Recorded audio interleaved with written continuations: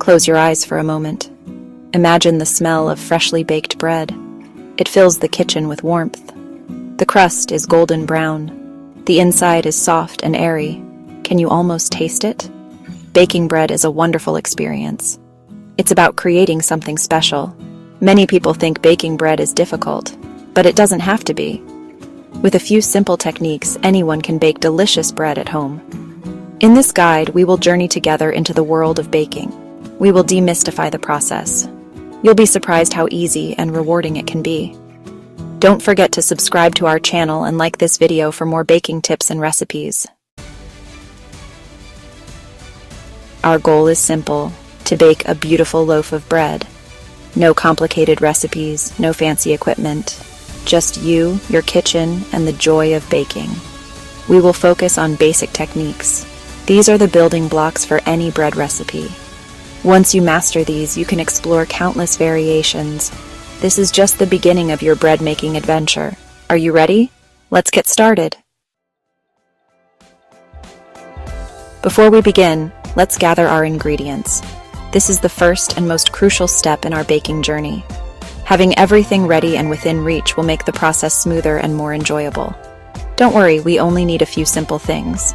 These are basic ingredients that you might already have in your kitchen pantry. If not, they are easy to find at any local grocery store. Most of these are probably already in your kitchen. Let's start with the most important one: flour. This is our main ingredient. Flour is the backbone of our bread, providing the necessary structure and texture. It provides the structure for our bread. Without flour, we wouldn't have the framework needed to create that perfect loaf. We will use strong white bread flour. This type of flour is ideal for bread making because of its high protein content. This flour has a higher protein content.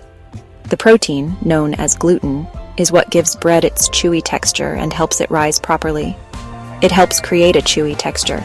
The gluten network formed during kneading traps air bubbles, giving the bread its characteristic chewiness. Yeast. This is the magic ingredient.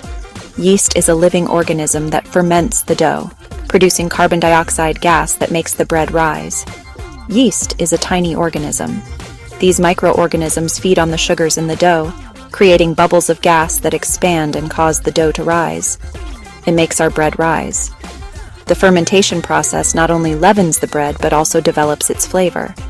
We will use active dry yeast. This type of yeast is convenient and easy to use, making it perfect for home baking. It's easy to find in any grocery store. Just look in the baking aisle and you'll see various brands and types of yeast available. Water. Water helps activate the yeast. It dissolves the yeast in sugar, creating the perfect environment for the yeast to start working. It also brings the dough together.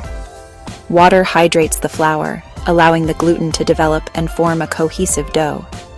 We will use lukewarm water. The temperature of the water is crucial.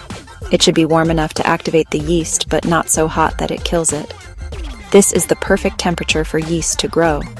Salt adds flavor. It enhances the taste of the bread and balances the sweetness of the yeast. It also controls the yeast's activity. Don't skip the salt.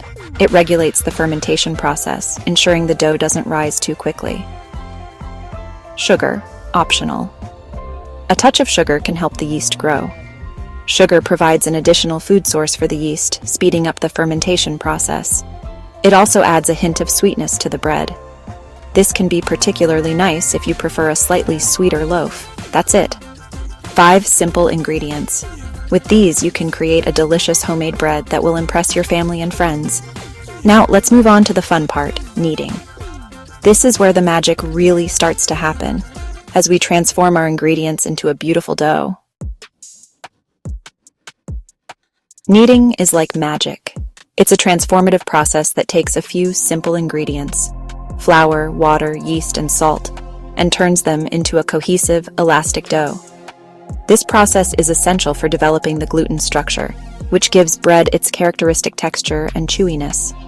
As you knead, the dough changes before your eyes.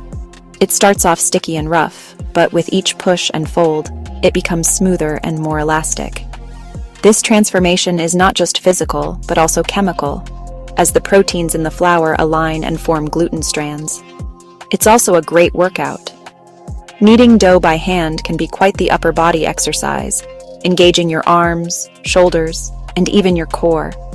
It's a rhythmic and meditative process that connects you to the age-old tradition of bread making.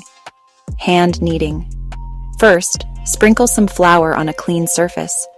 This will create a non-stick workspace for your dough, making the kneading process smoother and more efficient. Place your dough onto the floured surface. The flour acts as a barrier, preventing the dough from sticking to the counter and your hands. Then, pour your dough onto the floured surface. Make sure to coat your hands with a bit of flour as well to keep the dough from sticking to your fingers. Now use the heel of your hand to push the dough down and forward. This motion helps to stretch and align the gluten strands, which is crucial for developing the dough's structure. Fold the dough in half towards you. This folding action traps air inside the dough, which will help it rise and create a light, airy texture in the final bread. Give it a quarter turn. This ensures that the dough is kneaded evenly, developing the gluten structure uniformly throughout. Repeat this pushing, folding, and turning for about 10 minutes. The dough will gradually become less sticky and more elastic, indicating that the gluten is developing properly. Using a stand mixer. If you have a stand mixer, you can use the dough hook attachment. This tool mimics the kneading process, saving you time and effort.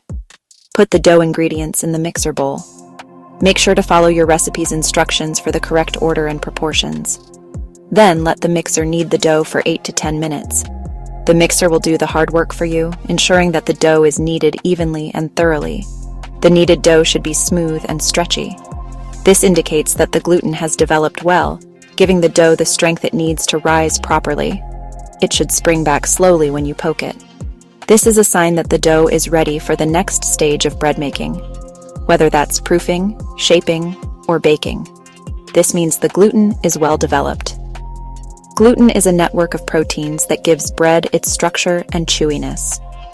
Gluten is a protein in flour. When flour is mixed with water, the proteins combine to form gluten, which is essential for trapping the gases produced by yeast during fermentation. It gives bread its structure and texture. A well-kneaded dough will result in a loaf that is airy, chewy, and full of flavor, making all your effort worthwhile. After kneading, it's time to let our dough rest and rise.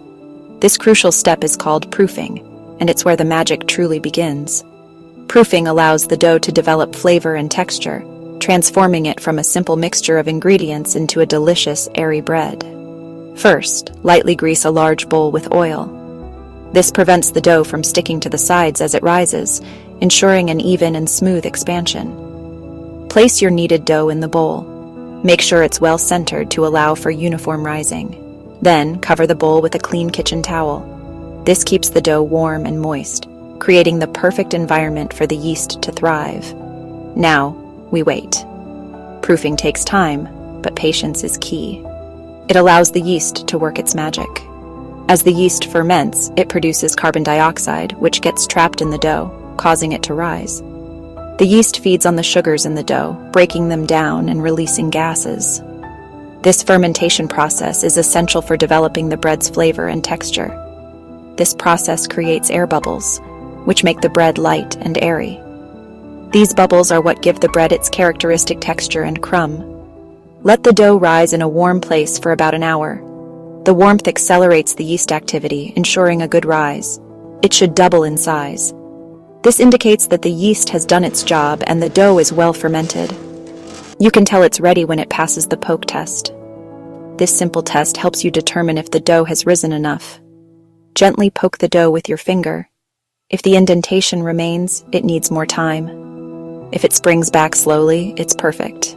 If the indentation slowly springs back, it's ready. This means the dough is well proofed and ready for the next step in your baking journey. Our dough has risen beautifully. Now, let's shape it into a loaf. Gently punch down the dough to release any air bubbles. Then, shape it into a round or oblong loaf. Place the shaped dough on a baking sheet lined with parchment paper. You can get creative with shaping. Try making rolls, baguettes, or even braids. Before baking, we need to score the dough. Scoring is making shallow cuts on the surface of the dough. This helps control how the bread expands in the oven. It also creates a beautiful design. Use a sharp knife or a razor blade to score the dough. You can make one long cut down the center or several diagonal cuts.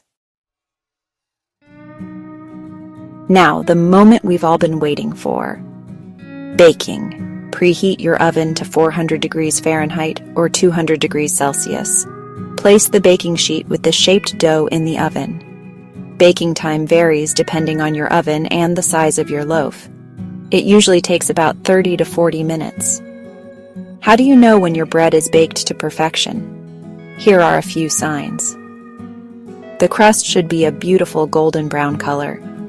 Tap the bottom of the loaf. If it sounds hollow, it's done. Use a thermometer to check the internal temperature. It should be around 190 to 200 degrees Fahrenheit or 88 to 93 degrees Celsius. Congratulations! You've baked a beautiful loaf of bread. Here are a few final tips. Let the bread cool on a wire rack before slicing. This prevents it from becoming soggy. Store leftover bread in an airtight container at room temperature. To refresh stale bread, sprinkle it with water and warm it up in the oven. Baking bread is a journey of discovery. Don't be afraid to experiment.